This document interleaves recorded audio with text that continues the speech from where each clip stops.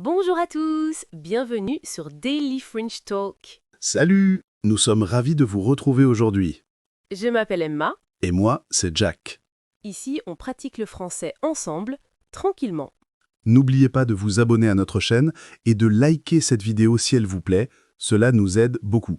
Aujourd'hui, nous allons parler d'un sujet super, la musique. Alors Jack, comment ça va aujourd'hui? Ça va très bien, merci. Et toi, Emma? Très bien aussi.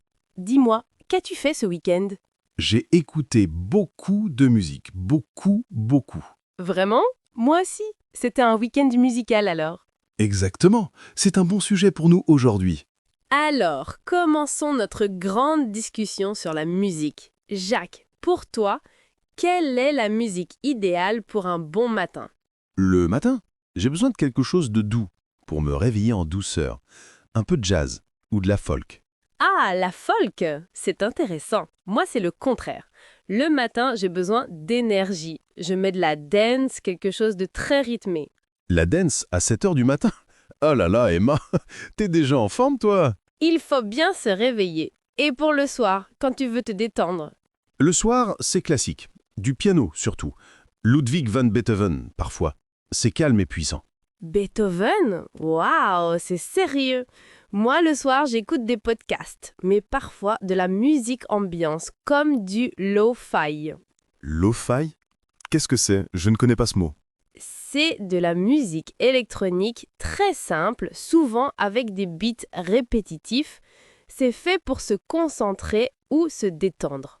Lo-fi veut dire low fidelity, comme une qualité sonore un peu vieillie, très chaleureuse. D'accord, je comprends. Je vais essayer ça. Et quand tu es triste, tu écoutes quoi? Quand je suis triste, je fais peut-être une erreur, mais j'écoute de la musique triste. Ça me fait du bien. Non, vraiment? Moi aussi. Ma femme dit que ce n'est pas logique. Si, c'est logique. Ça permet de vivre ses émotions. Et après, on se sent mieux. C'est une catharsis. Une catharsis, c'est un mot difficile. Désolée, ça veut dire une libération des émotions. Mais en français simple, on dit juste que ça fait du bien de pleurer un peu, parfois, avec une belle chanson. Exactement. Ma chanson triste préférée, c'est Ne me quitte pas de Jacques Brel. C'est très intense. Oh là là, Jack, tu vas directement au plus intense. Brel, c'est un maître. Mais pour un niveau A2, c'est un peu difficile. Les paroles sont très poétiques. C'est vrai. Peut-être La Javanaise de Gainsbourg. C'est plus simple. Bonne idée! Les paroles sont lentes et claires. Tu connais d'autres chanteurs français classiques? Édith Piaf, bien sûr. Charles Aznavour. Et un peu plus récent, Jean-Jacques Goldman.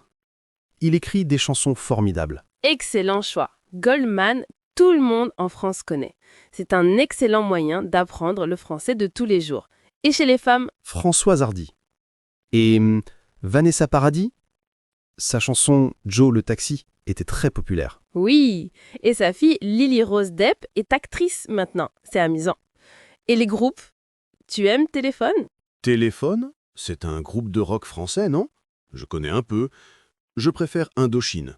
Indochine, ils sont toujours populaires. Leur chanson J'ai demandé à la lune est un hymne. Un hymne, comme à l'église? Non, dans le langage courant, un hymne est une chanson que tout le monde connaît et qui est très importante pour une génération. Ah, d'accord. Comme Smells Like Teen Spirit de Nirvana pour les anglophones. Exactement. Tu vois, on apprend du vocabulaire sans s'en rendre compte. Parlons des instruments. Tu as dit que tu joues de la guitare? Oui, mais je répète, je suis débutant. Je connais 3 accords. C, G et AM. C'est un bon début. La plupart des chansons pop sont faites avec 3 ou 4 accords. Tu peux jouer Let It Be des Beatles avec ça. Vraiment? Je ne savais pas. Je vais essayer. Et toi, tu as déjà essayé de jouer d'un instrument? J'ai pris des cours de piano quand j'étais enfant, pendant 6 mois. Et puis, j'ai arrêté. Pourquoi? Je n'aimais pas trop la pratique. Je préfère écouter la musique que la faire. Je comprends. La pratique, c'est répéter encore et encore pour s'améliorer. Ce n'est pas toujours amusant. Non, mais je respecte beaucoup les musiciens. C'est un travail difficile.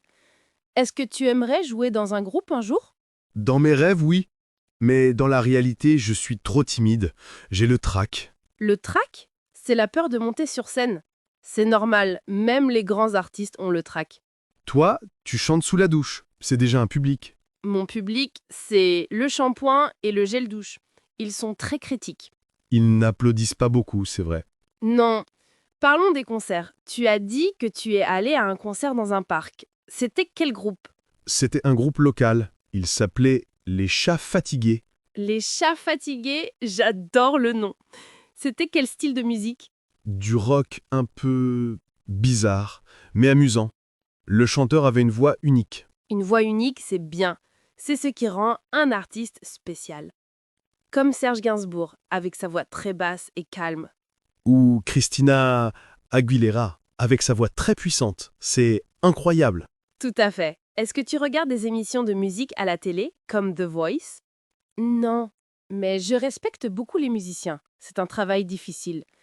Est-ce que tu aimerais jouer dans un groupe un jour? Dans mes rêves, oui. Mais dans la réalité, je suis trop timide. J'ai le trac. Le trac, c'est la peur de monter sur scène. C'est normal, même les grands artistes ont le trac. Toi, tu chantes sous la douche. C'est déjà un public. Mon public, c'est le shampoing et le gel douche. Ils sont très critiques. Ils n'applaudissent pas beaucoup, c'est vrai. Non. Parlons des concerts. Tu as dit que tu es allé à un concert dans un parc. C'était quel groupe? C'était un groupe local. Il s'appelait Les Chats Fatigués. Les Chats Fatigués, j'adore le nom. C'était quel style de musique? Du rock un peu bizarre, mais amusant. Le chanteur avait une voix unique. Une voix unique, c'est bien. C'est ce qui rend un artiste spécial. Comme Serge Gainsbourg, avec sa voix très basse et calme. Ou Christina Aguilera, avec sa voix très puissante. C'est incroyable. Tout à fait. Est-ce que tu regardes des émissions de musique à la télé, comme The Voice? Parfois, c'est divertissant, mais je préfère découvrir de la musique par moi-même. Comment tu découvres de nouvelles musiques? Sur les réseaux sociaux? Souvent, oui. Sur TikTok, parfois, il y a une chanson qui devient populaire. Et aussi, les recommandations sur Spotify. C'est magique. L'algorithme comprend mes goûts. L'algorithme, c'est le programme informatique qui choisit la musique pour toi. C'est pratique, mais parfois, c'est bien de sortir de sa bulle. Sa bulle, c'est sa zone de confort? Oui, exactement. Écoutez toujours la même chose. Par exemple, je n'écoutais pas de rap avant. Et puis, j'ai découvert un rappeur français qui s'appelle Orelsan. Orelsan, je le connais, il est excellent. Ses paroles sont intelligentes et parfois très drôles. Voilà, j'ai élargi ma bulle. Maintenant, j'aime bien le rap français. Maël, Big Flo et Oli, Gims. Gims, sa voix est reconnaissable entre mille. Il chante en français mais aussi en lingala, la langue de son pays, le Congo. C'est ça qui est beau avec la musique, elle est internationale. On n'a pas besoin de tout comprendre, on ressent l'émotion. Tout à fait d'accord. Est-ce que tu écoutes de la musique dans d'autres langues? Bien sûr, beaucoup de musique anglaise, évidemment, mais aussi de la musique espagnole comme Rosalia et même de la K-pop. La K-pop? Comme BTS? Oui, même si je ne comprends pas les paroles, la musique est joyeuse, les chorégraphies sont impressionnantes. Les chorégraphies, ce sont les danses. C'est vrai, c'est un spectacle complet. Moi, j'écoute de la musique brésilienne, la bossa nova. C'est doux comme une caresse. Douce comme une caresse, j'aime beaucoup cette expression. On dit aussi douce comme du velours. Merci, j'apprends du vocabulaire poétique aujourd'hui. Et pour danser, quelle est ta chanson préférée pour danser? Pour danser, Uptown Funk de Bruno Mars. Impossible de rester immobile. Et toi? Moi, c'est n'importe quelle chanson des années 80. Billie Jean de Michael Jackson. Je fais le moonwalk, enfin, j'essaye. Je veux voir ça. Peut-être dans une prochaine vidéo? Non, c'est une idée terrible. Mon moonwalk est catastrophique. D'accord, d'accord. On va éviter la catastrophe. Est-ce que la musique t'aide à te concentrer pour travailler? Cela dépend. Pour lire ou écrire, non. Le silence est mieux. Mais pour coder ou pour les tâches répétitives, oui, absolument. Moi, c'est pareil. La musique sans parole pour le travail. Sinon, je commence à chanter et mon travail est fini. On est pareil, c'est fou. Est-ce que tu as un souvenir d'enfance lié à la musique? Oui, mon père écoutait toujours du Johnny Hallyday dans la voiture. Johnny, le roi du rock français. Tout le monde en France a un souvenir avec une chanson de Johnny. C'est vrai. Moi, c'était Allumer le feu. Je chantais à tue-tête sur la banquette arrière. À tue-tête, cela veut dire très fort. Oui, très très fort. Et toi, ton premier album, le premier CD que tu as acheté? Mon premier CD, c'était un album des Spice Girls. Spice. Je l'adorais. Wannabe? Ziga Ziga? Oh non, Emma, tu connais? Bien sûr, c'était un phénomène mondial. Tu voulais être Sporty Spice ou Scary Spice? C'est un secret. On change de sujet. Est-ce que tu crois que le goût musical change avec l'âge? Bonne question. Je pense que oui. Adolescent, j'écoutais de la musique plus rebelle. Maintenant, j'apprécie des choses plus calmes, plus complexes. Rebelle qui dit non à l'autorité. Oui, je suis d'accord. Je n'écoute plus de heavy metal, par exemple. Tu écoutais du heavy metal? Jack! Je ne m'y attendais pas. J'avais une période rocker. C'était court, mais intense. Maintenant, ça me donne mal à la tête. La musique évolue avec nous. C'est comme un ami. Très belle image. Un ami qui est toujours là. Dans le bus, avec un casque sur les oreilles. Exactement. Le casque, c'est essentiel. Tu utilises un casque ou des écouteurs? Un casque pour la qualité du son. Les écouteurs, c'est pour quand je cours. Ils tombent tout le temps, c'est agaçant. Moi, j'ai des écouteurs sans fil. C'est une révolution. Mais je les perds souvent. La technologie a ses avantages et ses inconvénients. Avant, on avait un baladeur avec une cassette. C'était simple. Un baladeur, ça, c'est du vocabulaire rétro. Les jeunes ne connaissent plus ça. Je me sens vieux tout à coup. Merci Emma. De rien. C'est notre devoir de partager la culture. Pour finir, si tu devais partir sur une île déserte, quels sont les 3 albums que tu emporterais? Une question très très difficile, je réfléchis. Numéro 1, Abbey Road des Beatles.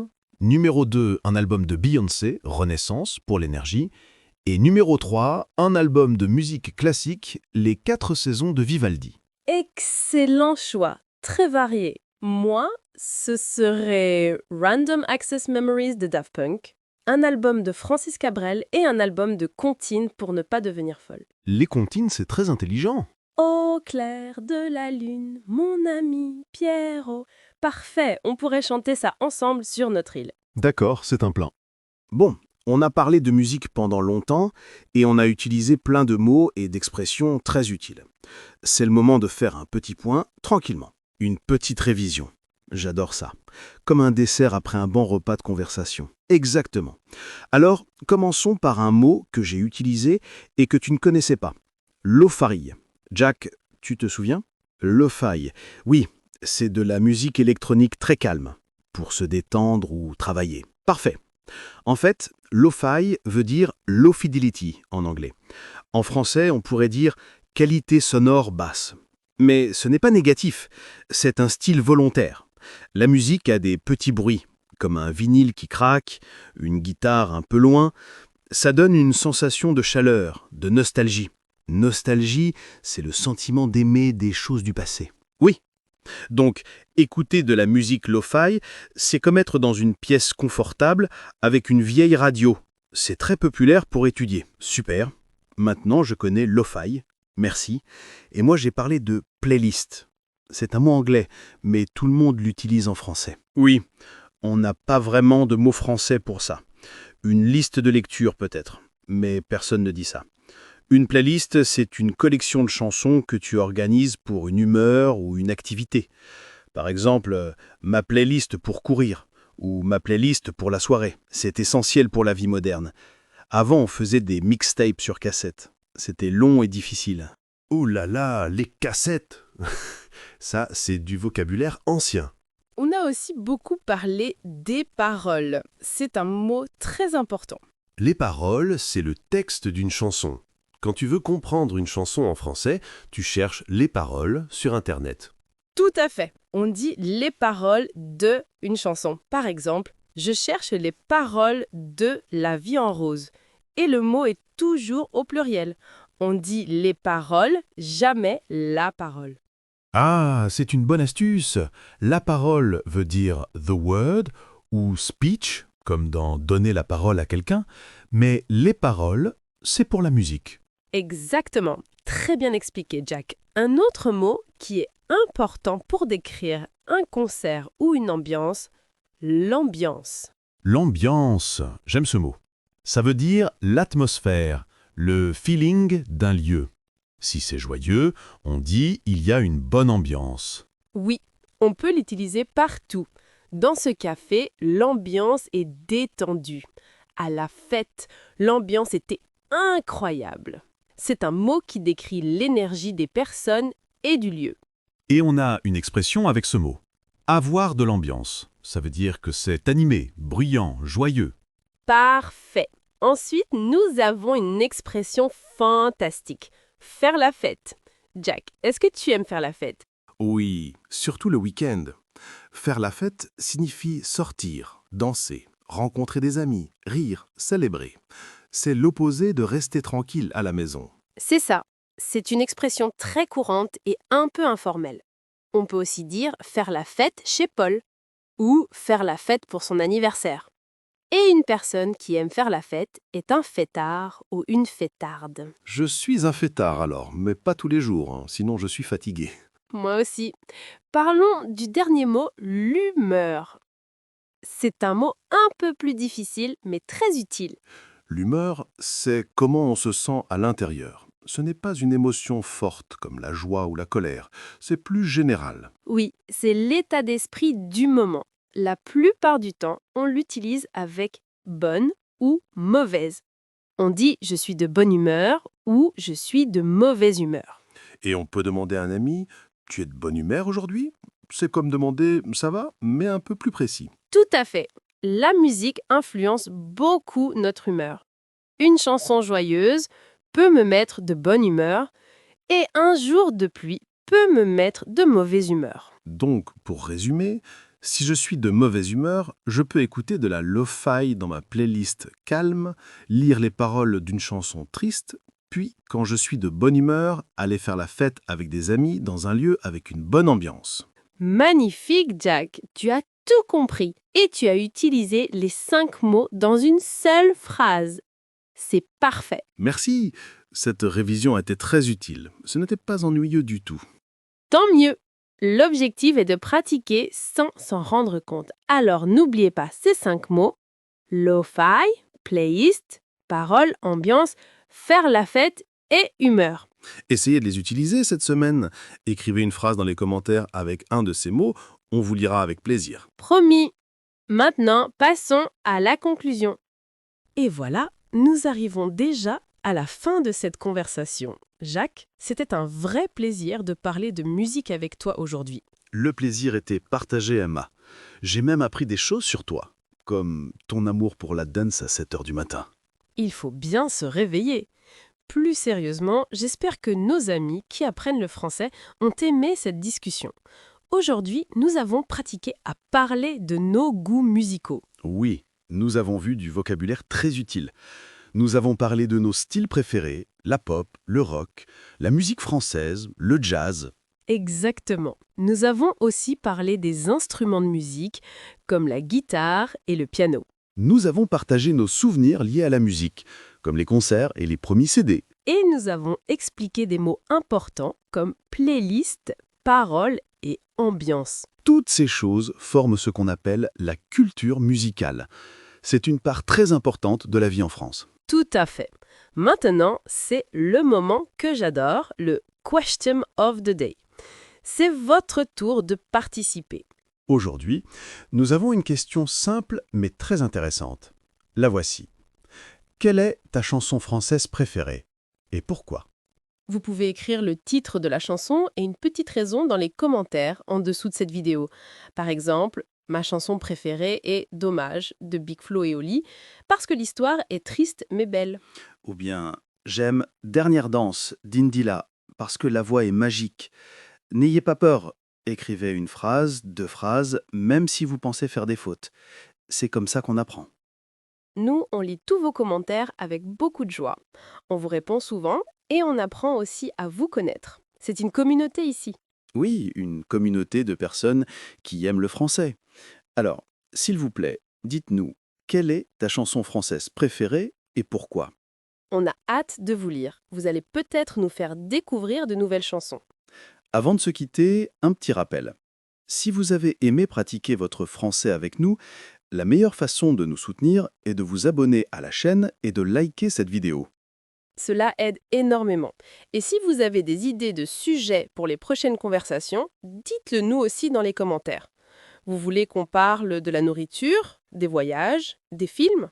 Oui, nous, on a déjà une petite idée pour la prochaine fois, mais c'est une surprise. C'est vrai, mais je peux vous donner un indice. Ça va être très très doux et ça se mange. Non, je rigole. Vous verrez la semaine prochaine.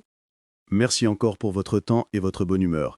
Continuez à pratiquer, même 5 minutes par jour. Vous faites des progrès, c'est certain. On est très fiers de vous. Bon courage pour votre apprentissage du français. À la semaine prochaine pour une nouvelle aventure en français. Salut, prenez soin de vous. Au revoir. Au revoir.